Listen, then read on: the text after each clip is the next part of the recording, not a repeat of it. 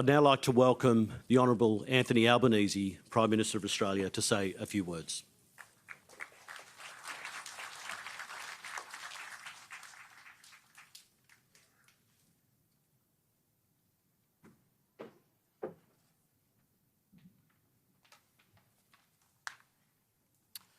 I begin by acknowledging the traditional owners of the land on which we meet and pay my respect to elders past, present and emerging. I want to acknowledge the Premier of New South Wales, the federal leader of the opposition, the state leader of the opposition, my friend Chris Minns. I want to acknowledge the local members who are here, Matt Thistlethwaite, the member for Kingsford Smith, Marjorie O'Neill and Michael Daly, the local state members. Other members of Parliament who are here, the Mayor and councillors and other distinguished guests, including the Consul General from Indonesia. It's very good to have you here, sir. Can I particularly, though, acknowledge the family and friends of those who lost loved ones 20 years ago today, and to the sporting clubs to which they belonged, who have such a rich history of sporting clubs in this region being what binds the community together. 20 years ago, I was with this bloke on the South Sydney board. I was reflecting earlier this morning.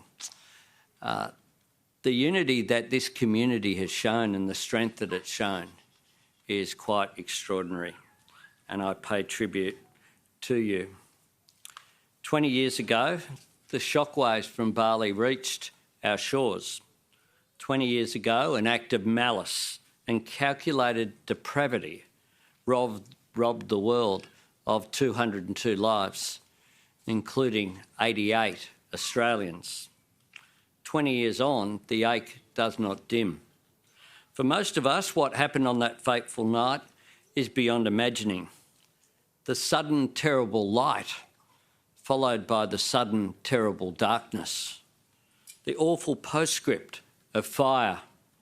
Alongside the local workers and residents were teammates enjoying their end-of-season holiday. Members of the Kingsley Football Club, the Sturt Football Club, the Southport Sharks, the Dulwich Hill Newdown Basketball Club from my own electorate. And I note that Debbie and Abby Borges' father and husband is here with us today. He lost his wife and the youngest victim, his daughter, in that tragedy. And of course the Coogee Dolphins, their name bestowed upon this now sacred piece of land in an act of remembering teammates. We think of them with the ache of knowing that they should still be here. Their senses filled with everything that we feel now. The salty tang of the air, the sea in its ancient rhythm, foaming against beach and cliff, and the tapestry of voices of which they were all such an integral part. So many futures were stolen on that night. We think of every conversation never had, every moment of love never known. We think of those who survived, and we think of those who helped. What they saw that night will never leave them. Yet amid it all, the very worst of circumstances brought out the very best in people. It brought out compassion, selflessness, it brought out heroism. That night, the terrorists could not achieve their aim. What they struck, they could not defeat. Because what they struck at was the idea of us, the great fabric of dreams and ideals and compassion and fairness that make us who we are as Australians. Indonesians, Australians, people from all over the world. They struck at the friendship between us. They struck at the joy of a free people. They struck at humanity. But we remain. In the end, they reminded us of what is so important to us and to not take for granted what we have built and nurtured over generations. They sought to create terror, but people ran towards the terror to do what they could for friend and stranger alike, because what drove them was a higher, more human instinct than those who attacked them. What the architects of this slaughter achieved was to make us reflect on what we most truly value, and to hold onto it more tightly than ever before. No terrorist can take this from us, but they did take life. They left survivors to rebuild themselves physically and mentally. They left families and friends struggling with loss.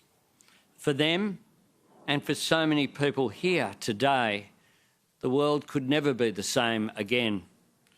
20 years on, so many hearts are still tethered to that cruel night, every beat tempered by an abiding sorrow.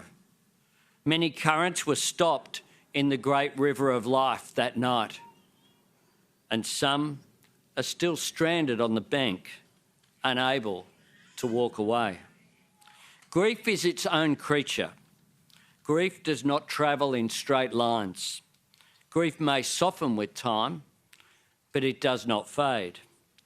As my predecessor Julia Gillard put it a decade ago, Bali is a place like London and Gallipoli where something of the Australian spirit dwells upon another shore.